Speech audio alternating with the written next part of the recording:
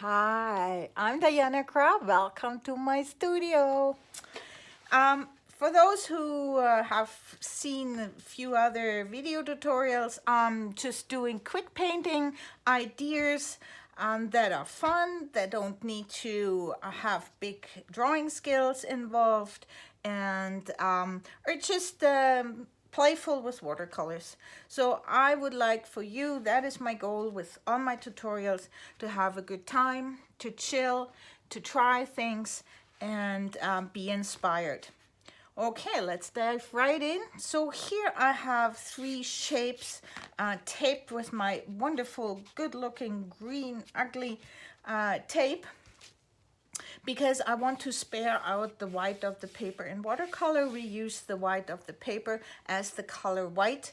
And so because I want to paint the background first, and I need to have these areas then dry.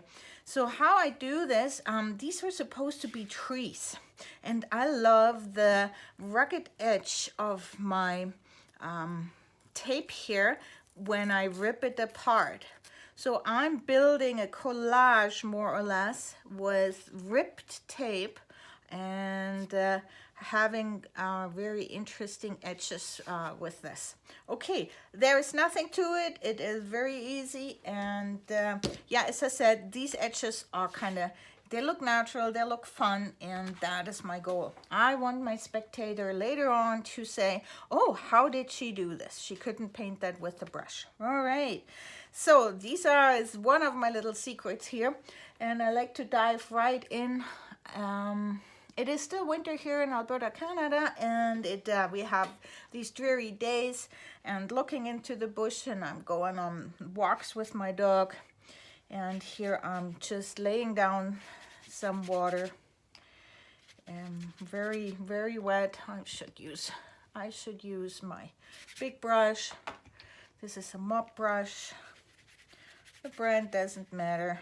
You know, a lot of people think they can paint better because they use specific supplies or very expensive brushes. No, you need to figure out what works for you. This is the Princeton Neptune. It's a wonderful go-to brush, and it's my big mop brush here, and I love it. And I have it for years. So now this is all wet here. Now I'm laying down some Prussian blue. And I'm just suggesting that we're having more trees here in the background. So watercolor dries 10 minutes, 10 minutes to go. Just checking my clock here. Watercolor dries 30% lighter than how it appears when we put it on. So I want to have quite a bit of dark areas around my light trees here. And water is running. Here I'm just taking this off. I'm trying to be within 10 minutes painting time. That is always my goal, and I do this because I want to paint in a loose and fluent style. I don't want to get caught on too much detail, which makes a painting easily look quite tacky and stiff. So I don't want this. I want to have fun with my colors. I like technique. I love it when watercolor colors mingle with each other on the paper. Just a gentle pressure here. And I need some more dark over here. And so I'm just doing some lines, indicating that there are more trees in the background, and you see it's creating very soft edges. So now what I can do is you can scrape with an old credit card here to add some detail already. There are some willow branches.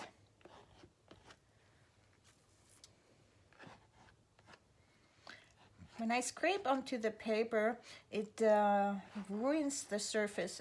It makes an indentation where the colors collect, and that's why the lines appear dark.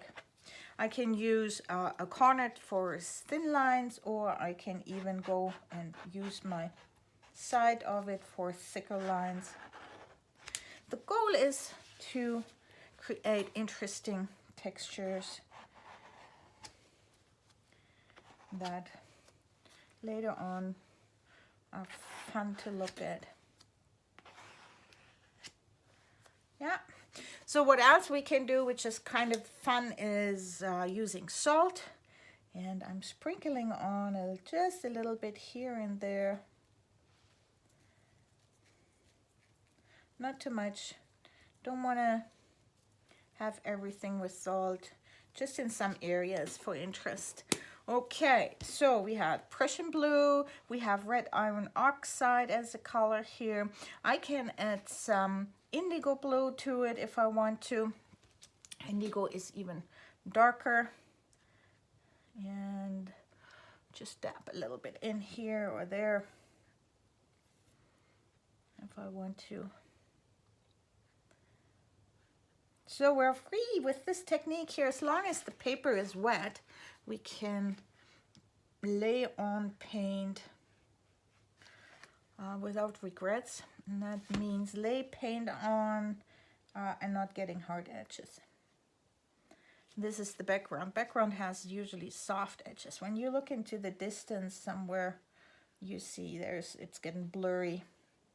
There's soft edges. Okay. So the only thing what I'm doing is doing some spatter for more texture here, for more fun stuff. Crazy, hey? Yeah, I know. That's the way I love to paint. And I really like to inspire you to do the same and practice and just discover and having a good time. So here now, I'm gonna go with my rigger brush and pull a little interesting grasses out, interesting edges, as long as it is wet. That's my rigger brush, very thin script liner brush. And I just love the effects I can do with that. Interesting edges are another pet peeve for me, which I really enjoy doing. So, and we have 5 minutes time. Okay, so now I need to make some noise.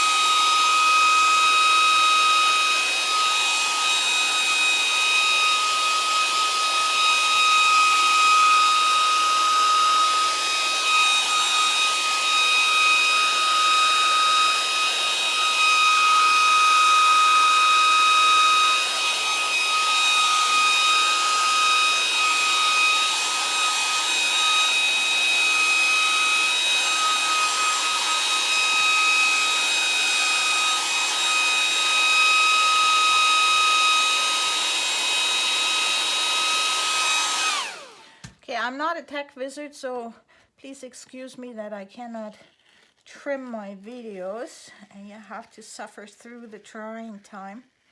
And here we go, taking the tape off, and look at these edges, aren't they fun?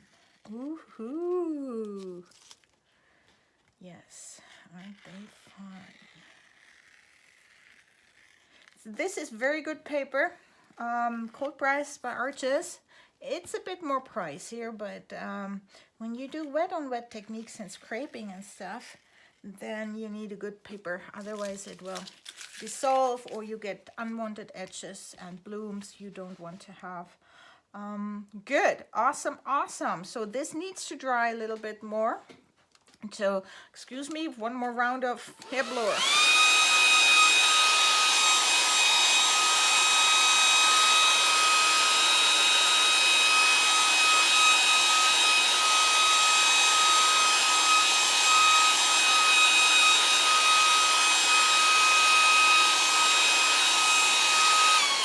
Okay, and I have to really hurry here. I need a fresh piece of paper here, paper towel. And now we are painting our trees here. And I like to do it the same way. I need my round brush. I love this. This is a silver liner. And I love how soft this brush is. So I'm wetting the inside of my tree, and that is the important part. So just putting some water. Painting with just plain water. Painting with plain water.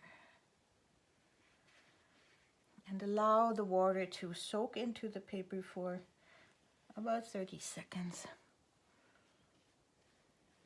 So there are different ways of painting these trees.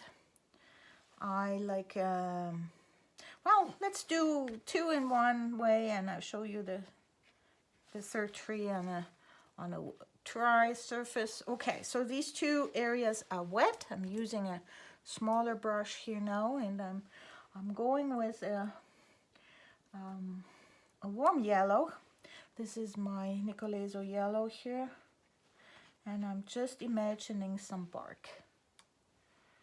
Dabbing in some colors. Isn't that fun? Look how it spreads.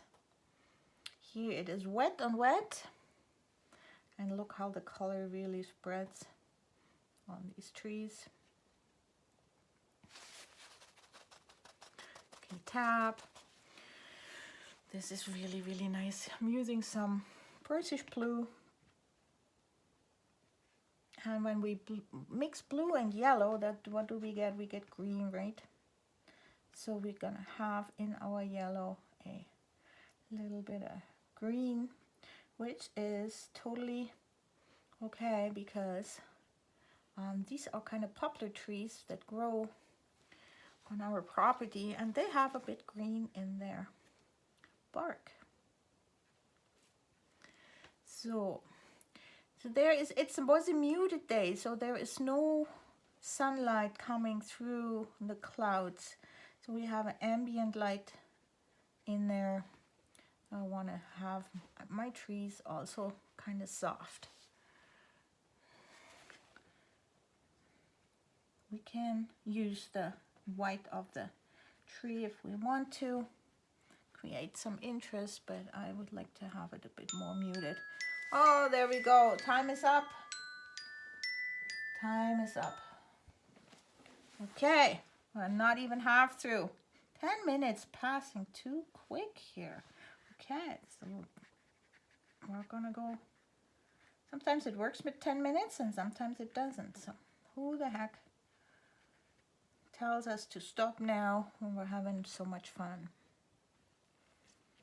All right, and this was the tree that was dry. So now I'm painting on dry, and I'll show you what difference it makes. See, this is scraping this yellow paint on dry paper.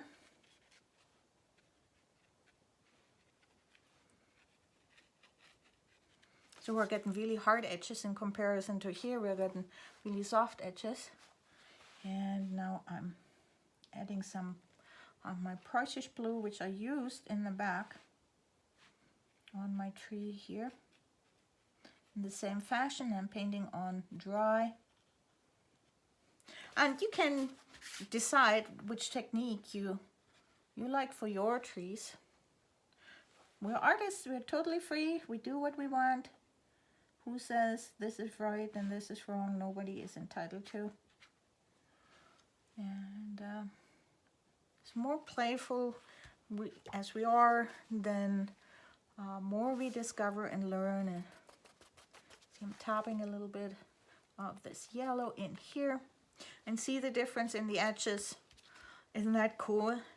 I'm always, watercolor intrigues me, makes me want to spend so much time in my office here, my studio. And there's never enough time actually to have fun with watercolor. Okay, so now this needs to dry. I can add some more details here on the trees, and I can, if I want to, soften these edges here with a clean clear water brush. And see, when you go over the edges and you can soften them and pull them down. Here too, we can soften, rub a little bit on it, and then make some edges quite soft. So here is too much going on, so I'm just too much white that draws our eye to the top. So I'm softening with a clean clear water brush, just some edges. And I keep some hard edges, making some soft edges, and create a nice bark. So perfect. So when the background is really dry, I can lay on a couple more details. I can do that with my ochre. That is some grasses, some dry grasses in the winter time, right? That will fit here. Or we can also, this is my rigger brush. It makes really soft lines. See, this is still not dry, so I have to wait till I make some grasses growing into the trees. What I like with this is too, I'm gonna go back and forth with my light, and then using my rigger brush, I'm loading it with watercolor white. And yes, yeah, we are not supposed to paint with watercolor white on top, but since this scene is so muted, and I love to add, just for fun, some white branches here. Isn't that cool? Yeah, I hope you have fun trying this scene. I'm gonna post a photo, a reference photo in the description, or you can go and find me on Facebook, Diana Kra Artist, and there are way more painting ideas. You can also, if you want to have more fun with watercolors and pick up some more of my tricks, go to my Inspired Artist Network. That is an exclusive online painting club in which I have posted 3 watercolor painting courses with tons of fun tricks for technique and for landscapes and flowers, and so all with the purpose of making you paint and having a good time. So I hope you enjoyed this over the time painting 10-minute painting tutorial. Just putting some foreground here to it, and I will work on a little bit more on details when you're gone. But other than that, I hope you enjoyed this. Have fun with the trees in the winter scene. Okay, see you in the next video. Thanks for joining me. Bye.